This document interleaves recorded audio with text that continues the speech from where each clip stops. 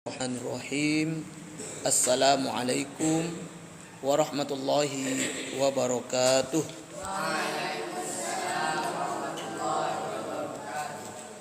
Alhamdulillahi rabbil alamin wa bihi nasta'inu ala umurid dunya waddin. Wassalatu wassalamu ala asyrafil anbiya'i wal mursalin. Nabina wa habibina Muhammadin wa ala alihi wa ashabihi ajma'in, amma ba'd. Usikum wa iyaya bitaqwallah faqad fazal muttaqun. Qala Allah ta'ala fi kitabihil karim, a'udzu billahi minasy syaithanir rajim. Ya ayyuhalladzina amanu taqullaha haqqa tuqatih wa la tamutunna illa wa antum muslimun. Subhanaka la ilma lana illa ma 'allamtana innaka antal alimul hakim. Rabbi shrah li sadri wa yassir li amri wahlul 'uqdatam min lisani yafqahu qawli. Jamaah salat maghrib yang dimuliakan oleh Allah Subhanahu wa taala, alhamdulillah kembali pada maghrib yang berbahagia ini kita bisa melanjutkan kajian rutin kita, kajian Tib Nabawi, kajian kesehatan holistik, sehat ala Nabi, yang mana kajian ini rutin telah kita lakukan setiap hari Selasa malam Rabu ba'da maghrib sampai dengan Isya. Mudah-mudahan kajian ini memberikan manfaat bagi kita semua yang berhadir dan juga bisa bermanfaat dalam kehidupan kita sehari-hari untuk bisa menjaga kesehatan kita sehingga kita bisa maksimal dalam ibadah, dalam ketaatan kepada Allah Subhanahu wa taala. Para ustadz, para ikhwah dan para tulab sekalian, tema kita malam ini masih pada bab air Zam-Zam dan kita akan membahas tentang semangat salafus salih untuk meminum air Zam-Zam. Jamaah yang dimuliakan oleh Allah Subhanahu wa taala, sebagaimana yang kita telah bahas pada pekan yang lalu bahwa air Zam-Zam memiliki keutamaan, memiliki keistimewaan, yang mana keutamaan dan keistimewaan air Zam-Zam ini tidak ditemukan pada air selain dari air Zam-Zam. Seluruh mata air di dunia yang ada dari penjuru timur maupun baratnya tidak ada yang bisa menyamai kualitas, keistimewaan dan keutamaan daripada air Zam-Zam. Sehingga Nabi kita sallallahu alaihi wasallam bersabda dalam sebuah hadisnya di mana beliau mengatakan, yang artinya air Zam-Zam berkhasiat untuk tujuan apa ia diminum. Jika engkau meminumnya untuk kesembuhan, Allah akan memberikan kesembuhan. Jika engkau meminumnya untuk merasa kenyang, maka Allah pun akan mengenyangkanmu. Ia adalah hentakan kaki Jibril, dan dengan air itu Allah memberi Ismail minum. Ini diantara keistimewaan air Zam-Zam sesuai sabda Nabi sallallahu alaihi wasallam. Nah, apa saja kemarin keutamaan yang lain disebutkan dalam penelitian yang dilakukan oleh Dr. Muhammad Izzat Al-Mahdi, ya. Apa kata beliau? Bahwa di antara keistimewaan air Zam-Zam tidak bisa rusak atau berbau. Ya. Rasa, warna dan baunya tidak berubah. Artinya air Zam-Zam selalu dalam kondisi aslinya. Dia jernih, ya, dia tidak berbau dan dia tidak berubah karena pengaruh udara. Sama seperti lebah yang tidak terpengaruh oleh udara. Ini keistimewaan pertama. Tidak berubah baik rasa, warna dan baunya. Kemudian kenapa hal itu bisa terjadi? Disebutkan karena ada kandungan-kandungan kimia air Zam-Zam yang mencegah aktivitas virus, bakteri dan jamur yang kemudian air Zam-Zam ini dengan keistimewaan yang luar biasa tersebut dijadikanlah sebagai terapi dan pengobatan secara internasional. Ya. Jadi air Zam-Zam akan tahan lama kalau disimpan, karena virus, bakteri maupun jamur tidak bisa mengkontaminasi air Zam-Zam dikarenakan kandungan-kandungan kimiawi yang sangat luar biasa. Kemudian air Zam-Zam ini keistimewaannya apa? Disebutkan di sini juga bahwa rasanya yang manis, ya. Meski tingkat garam alkalinya sangat tinggi, yang mana kalau kandungan garam ini ada di air biasa, apa yang terjadi jamaah yang dimuliakan oleh Allah Subhanahu wa taala?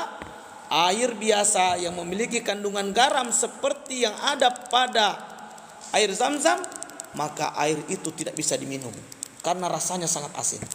Tapi air Zam-Zam justru tidak berasa asin, bahkan dia cenderung terasa manis, ya.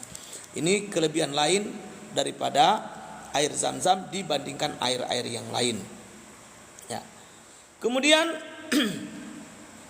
air Zam-Zam juga memiliki keutamaan lain, sebagaimana disampaikan oleh Rasulullah SAW dalam hadisnya, air terbaik yang ada di muka bumi adalah air Zam-Zam. Di dalamnya terdapat makanan istimewa dan obat berbagai penyakit. Ini diantara keistimewaan air Zam-Zam yang lain, bahwa air Zam-Zam itu merupakan air terbaik.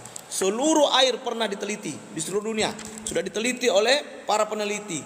Ternyata tidak ada yang bisa mengalahkan kebaikan air Zam-Zam, kejernihannya, ya, kandungannya, kemudian manfaatnya untuk kesehatan. Sebagaimana sabda Nabi, air Zam-Zam adalah air terbaik. Di dalamnya terdapat makanan istimewa dan obat berbagai penyakit. Nah, inilah diantara keistimewaan air Zam-Zam yang kita sudah kaji pada pekan yang lalu. Nah, pada malam ini kita akan melanjutkan dengan semangat salafus salih untuk meminum air Zam-Zam. Karena air Zam-Zam adalah air terbaik, karena air Zam-Zam adalah air yang penuh dengan keistimewaan, yang memiliki kandungan-kandungan yang istimewa yang tidak dimiliki oleh mata air lainnya, maka wajar kemudian para salafus saleh sendiri, orang-orang saleh terdahulu dari kalangan sahabat, tabi'in, tabi'ut tabi'in, hingga orang-orang saleh hingga hari ini, itu sangat-sangat menganjurkan untuk konsumsi air Zam-Zam. Ya.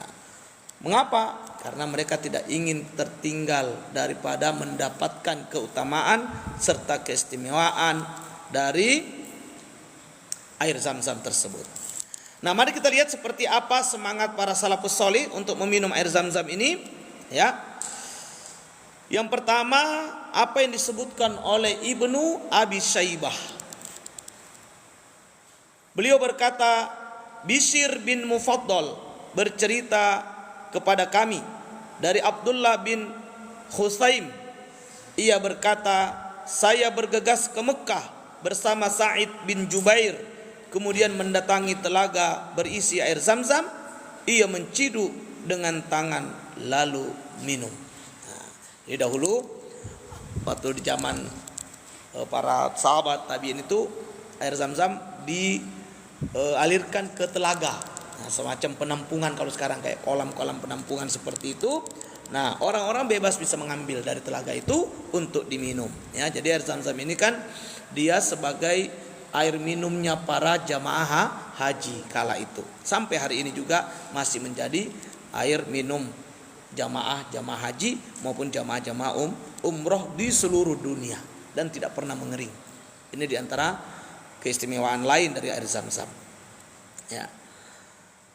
Jadi Zaid bin Zubair itu kalau sampai ke Mekah maka langsung ke telaga air Zam-Zam, menciduk airnya dengan tangan dan meminumnya. Ya.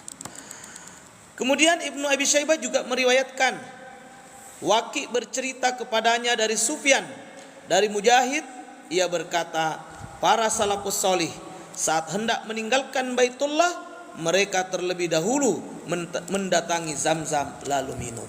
Nah, ini menjadi kebiasaan. Ya, sebagian mengatakan ini adalah perintah Rasulullah, bahwa anjuran Rasulullah kalau mau meninggalkan Baitullah, hendaknya jangan lupa untuk meminum air Zam-Zam terlebih dahulu, ya. Nah, ini di antara kebiasaan yang menjadi masyhur, ya, di tengah-tengah orang-orang solih, bahwa mereka sebelum meninggalkan Baitullah, mereka akan terlebih dahulu mendatangi Zam-Zam dan meminum airnya. Ya. Jamaah yang dimuliakan Allah Subhanahu wa taala, para ustadz, para ikhwah dan para tulab sekalian. Kemudian diriwayatkan juga dari Muhammad bin Abu Adi, di mana beliau menyampaikan dari Hamid bin Bakar. Ia berkata, saya anjurkan bagi siapapun untuk minum air Zam-Zam jika bisa. Nah, ini, ya, dianjurkan untuk minum air Zam-Zam selama punya kesempatan. Nah, jadi kalau ke Mekah jangan lupa minum air Zam-Zam, jangan cuma sibuk jalan-jalan. Nah, kan banyak jamaah itu gitu, jalan-jalan, tapi biasanya memang jamaah selalu dapat jatah air Zam-Zam, ya, dari travelnya. Walaupun sekarang agak sulit, kadang-kadang nanti nggak dapat izin, ya, dari maskapai atau sebagainya, ya. Tapi secara umum masih, kalau sudah di Masjidil Haram, di Masjid Nabawi, insya Allah 24 jam bisa minum air Zam-Zam. Yang penting jangan mandi aja di situ, ya. Minum, ya, sepuasnya, ya, insya Allah, ya. Mudah-mudahan dengan minum air Zam-Zam lalu niatkan sesuai yang Anda inginkan, tentunya yang baik-baik, ya. Jangan niat yang buruk, ya, niat yang baik. Ya Allah, saya minum air Zam-Zam supaya cerdas, boleh, ya. Minum air Zam-Zam supaya hafalan saya menjadi kuat, boleh. Minum air Zam-Zam supaya tubuh saya sehat, kuat ibadah, lebih bagus, ya. Kemudian minum air Zam-Zam supaya apa? Mata saya yang kabur bisa terang baca Quran, terang baca kitab-kitab para ulama, ya, maka bagus, ya. Jangan mata sibuk untuk tengok apa? Tengok layar HP, main game, ya. Anak-anak santri jangan libur pulang-pulang pegang HP 24 jam main game, ya. Akhirnya 2 minggu libur nggak mau lagi balik ke pesantren. Kenapa? Sudah kecanduan game. Ini banyak ustadz hadapi santri-santri model begini, ya.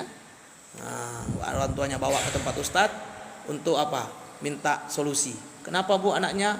Itulah Pak Ustadz, sejak liburan kemarin 2 minggu libur kami pikirkan dia libur Ustadz, setelah 6 bulan di pesantren kami kasihlah HP. Setelah main-main HP, sekarang tidak mau lagi balik ke pondok Ustadz, padahal sudah waktunya masuk. Jadi yang salah siapa? Orang tuanya juga salah, karena memberikan, ya, kebebasan secara berlebihan, ya. Santri tidak boleh pegang HP kalau liburan.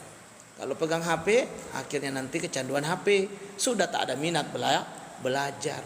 Maunya main game aja. Maunya main apa? Nah, main Mobile Legend, ya, ya. Nah, yang kalian tahu lah, lebih tahu daripada saya, ya. Nah itu. Nah, bisa juga diterapi dengan air Zam-Zam saja, ya. Beri minum air Zam-Zam dengan niat hilang gamenya di kepala. Ya, kecanduannya terhadap game hilang. Nah, kemudian diriwayatkan dari Ali bin Abi Thalib radhiyallahu an, di mana beliau berkata, sumur terbaik yang ada di tengah-tengah manusia adalah sumur Zam-Zam, dan sumur terburuk yang ada di tengah-tengah manusia adalah sumur Barhut. Hal ini sama dengan apa yang disampaikan oleh Nabi. Ya, hadis ini, ya, ada disebutkan oleh Nabi dalam riwayat Imam Ahmad maupun Imam At-Tabrani tentang bahwa air terbaik atau sumur terbaik di tengah-tengah manusia itu adalah sumur Zam-Zam. Sedangkan sumur terburuk adalah sumur Barhut. Sumur Barhut itu sumur yang ada di Yaman, di Hadramaut, ya. Sumur ini memiliki mulut lingkarannya 30 meter luasnya. Kedalamannya menurut peneliti 112 meter. Walaupun dalam riwayat lain disebutkan tidak ada yang tahu dalamnya karena saking dalamnya, ya, karena tidak ada yang coba-coba turun. Karena sumur ini sumur terburuk kata Nabi, sehingga banyak mitos yang kemudian disebutkan oleh cerita-cerita yang beredar. Ada yang mengatakan sumur ini seperti dia dianggap adalah mulut neraka di dunia, ya. Ada yang mengatakan itu adalah tempatnya setan berkembang biak, ya, sehingga siapapun yang ke situ langsung ditangkap oleh setan dan hilang. Ya, macam-macam mitos, ya. Tapi yang jelas Nabi yang mengatakan bahwa sumur Barhut adalah sumur terburuk.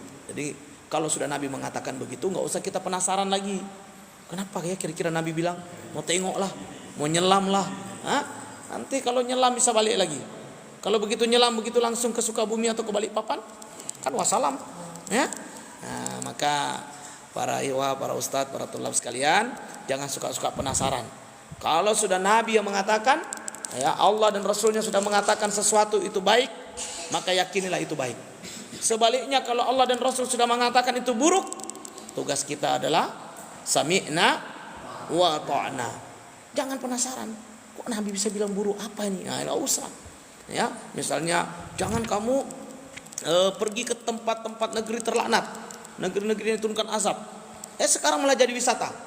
Ini kan menantang Allah dan Rasul.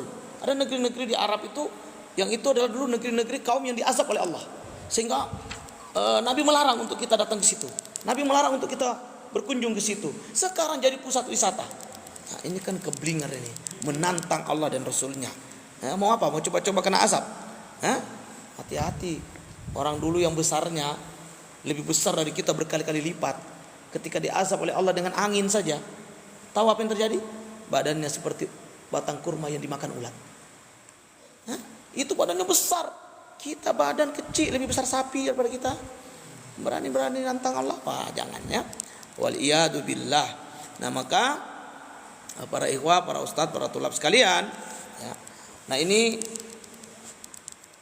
keistimewaan sumur Zam-Zam yang disebutkan di sini, ya, bahwa sumur terbaik adalah sumur Zam-Zam, ya.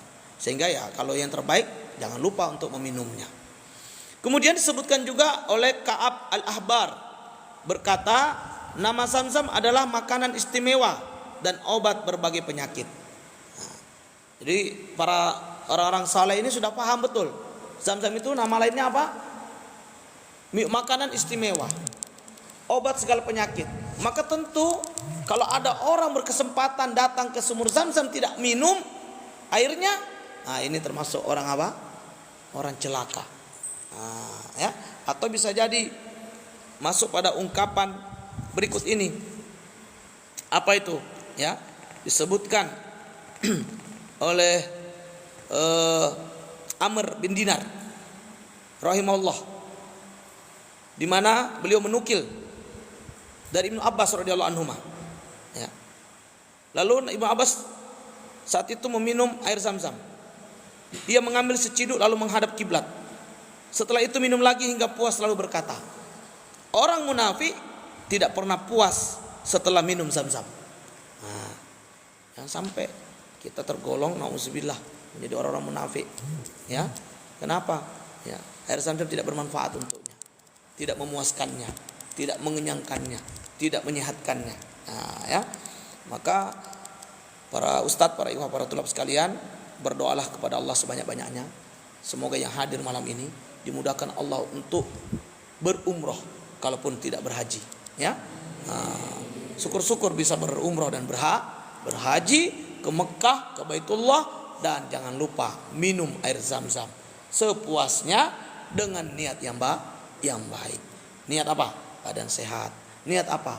Kuat ibadah. Niat apa? Kuat hafal Quran, kuat hafal hadis, kuat hafal hukum-hukum syariat, ya. Jangan cuma kuat untuk begadang nonton bola, tapi nggak kuat begadang dengan kitab-kitab ulama. Santri itu harus banyak-banyak membaca kitab ulama.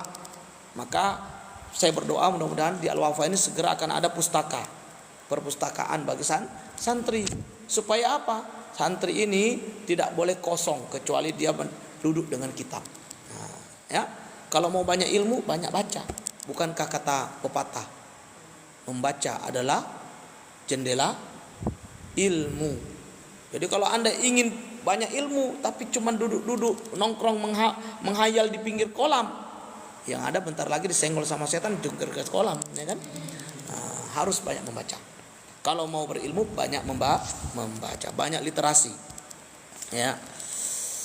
Nah, kemudian diriwayatkan dari Atha, ia berkata, Ibnu Abbas radhiyallahu anhuma berkata, salatlah di tempat salat orang-orang pilihan dan minumlah minuman orang-orang berbakti. Ditanyakan kepada beliau, di mana tempat sholat orang-orang pilihan? Jawab Ibnu Abbas radhiyallahu anhu, di bawah talang Ka'bah. Apa itu minuman orang-orang berbakti?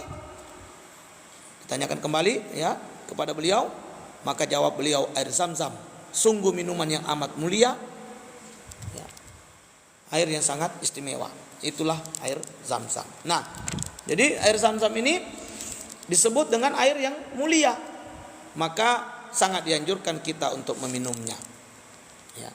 Airnya mulia, istimewa, tempatnya pun mulia. Dikatakan di sini sebagai apa? Tempat orang-orang pilihan. Nah, siapakah orang pilihan itu?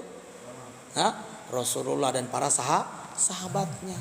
Ya, adalah orang-orang yang hidup di zaman itu di sekitaran Ka'bah. Ya, nah, maka tempat ini tempat mulia. Air Zam-Zamnya pun air yang sangat mulia. Kemudian Mujahid, seorang tabi'in mulia, berkata, air Zam-Zam berkhasiat untuk apa ia diminum dan bermanfaat sesuai untuk apa ia diminum. Jadi air Zam-Zam penuh manfaat, banyak faedah, ya, maka itu sangat pantas untuk dijadikan minuman keseharian. Namun sayang kita di Indonesia Zam-Zam masih sangat mahal, ya. Tapi berdoalah semoga sekali lagi ada, ya, atau semua yang hadir ini Allah sempatkan ke Baitullah, ya, sehingga bisa minum air Zam-Zam sepuas-puasnya. Ya. Kemudian disebutkan lagi di antara keutamaan air Zam-Zam adalah sebagai sobuh, susu yang diminum pada pagi hari dan membantu menimbulkan rasa kenyang. Manfaat seperti ini hanya dimiliki air Zam-Zam. Nah, jadi air Zam-Zam itu diistilahkan dia sebagai sobuh, susu di pagi hari. Meskipun dia air, tapi dia dianggap seperti susu. Kenapa? Karena kalau diminum mengenyangkan. Nah, kalau diminum membuat orang yang meminumnya merasa puas, hilang hausnya, hilang laparnya. Ya. Nah, jamaah Allah Subhanahu wa taala, inilah diantara semangat yang dimiliki oleh salafus sholih dalam hal meminum air Zam-Zam, sehingga mereka ketika ke Baitullah tidak akan lupa untuk minum dari telaga air Zam-Zam yang ada. Mereka akan minum sepuasnya, minum sampai kenyang, minum dengan niat yang baik, ya, minum dengan niatan untuk sehat, niatan untuk kuat beribadah, niatan untuk kenyang, ya, dan tidak lapar, karena orang safar itu, ya, butuh rasa kenyang, ya, supaya kuat untuk perjalanan. Ya, dahulu orang bersafar mencari ilmu, ada yang sampai menghabiskan bulanan, ya, sebulan penuh berjalan hanya untuk satu hadis misalnya.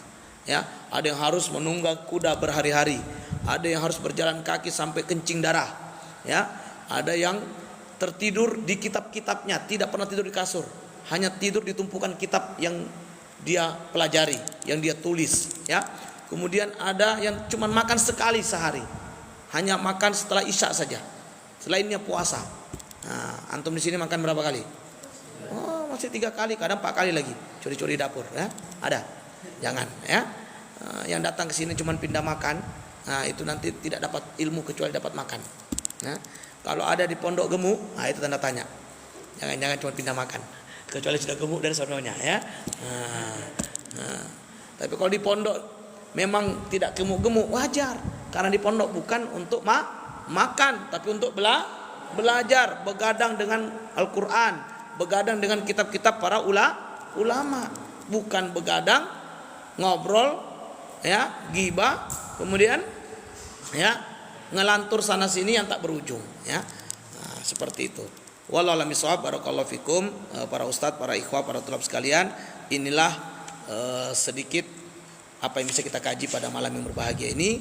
Semoga bisa membuat kita juga bersemangat. Tak kala nanti ada yang memberikan, menghadiahkan air Zam-Zam, itu jangan ditolak, segera diambil dan minum. Kalau banyak bagi-bagi, ya, jangan pelit, ya. minum dengan niat yang baik. Semoga dengan begitu Allah berkenan memberikan kita melalui air Zam-Zam kesehatan, ya, kecerdasan, kekuatan untuk beribadah dan taat kepada Allah Subhanahu wa taala. Subhanakallahumma wa bihamdik, asyhadu an la ilaha illa anta, astaghfiruka wa atubu ilaik. Billahi taufik wal hidayah. Assalamualaikum warahmatullahi wabarakatuh.